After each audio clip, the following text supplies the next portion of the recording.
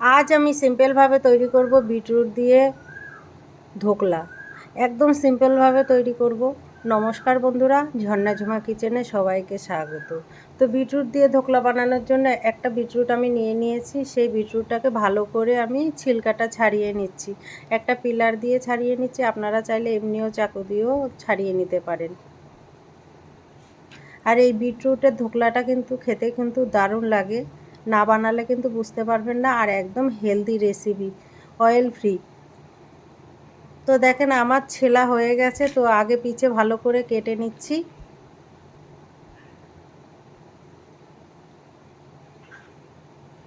এখন আমি piece piece করে নেব।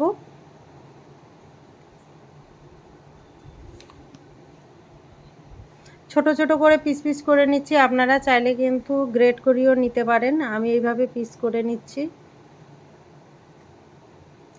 আর আমি একটা বিটরুট দিয়েছি, আপনারা চাইলে কিন্তু বেশিও দিতে পারেন।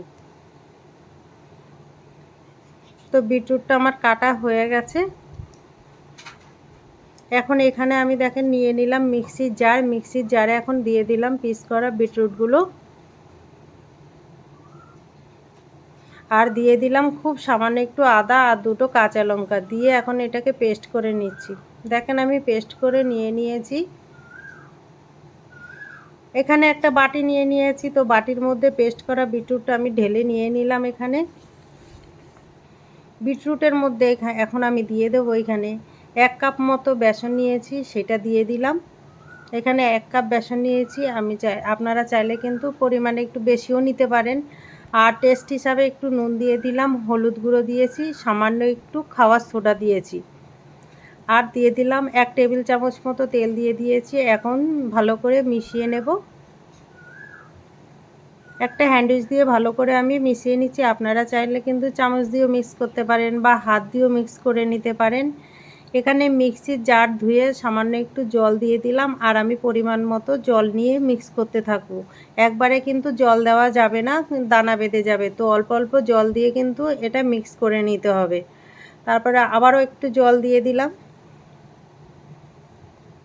এইভাবে ভালো করে ভালো করে মিক্স করে নিতে হবে, যাতে দানা না থাকে সেইটা দেখতে হবে। আর একদিক করে কিন্তু মিক্স করতে হবে। দেখেন আমি একভাবে মিক্স করছি। জল কিন্তু অল্প অল্প করে মিক্স করতে হবে। তো আমি দেখেন অল্প অল্প করে বারবার মিক্স করে নিচ্ছি। এখন এইখানে আমি দেখেন একটু নিয়ে নিলাম ইনো। সামান্য একটু জল দিয়ে ইনো দিয়ে আবার গুলে নিচ্ছি। ইনোটা দেওয়ার পরে কিন্তু ব্যাটারটা অনেকটাই ফুলে যায়। দেখেন ভালো করে ব্যাটার তৈরি হয়ে গেছে। আর থিকনেসটা কিন্তু এইরকমই রাখতে হবে, এর থেকে পাতলা কিন্তু করলে ভালো হবে না।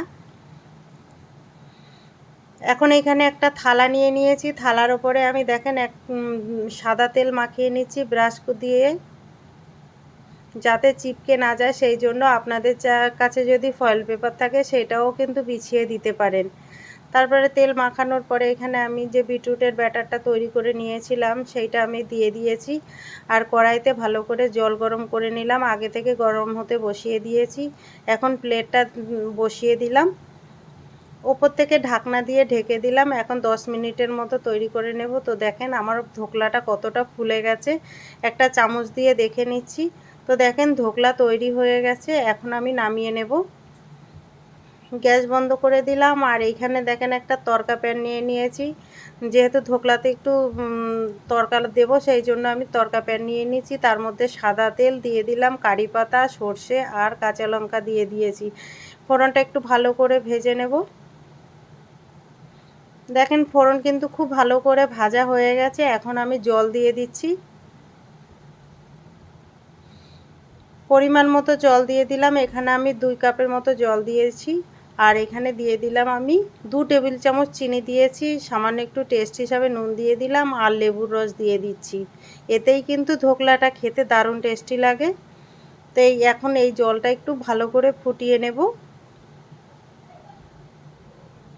দেখেন এখানে জলটা কিন্তু খুব ভালোভাবে ফুটে গেছে। আর এখানে ধোকলা আমার তৈরি হয়ে গেছে, ঠান্ডা হয়ে গেছে। তো সেটাকে আমি ভালো করে পিস পিস করে কেটে নিচ্ছি এইভাবে।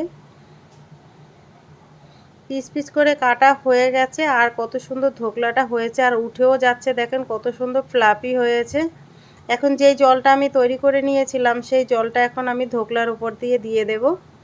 দেখেন তৈরি হয়ে গেছে আর ওপর থেকে দিয়ে দিচ্ছি। তো আমার এই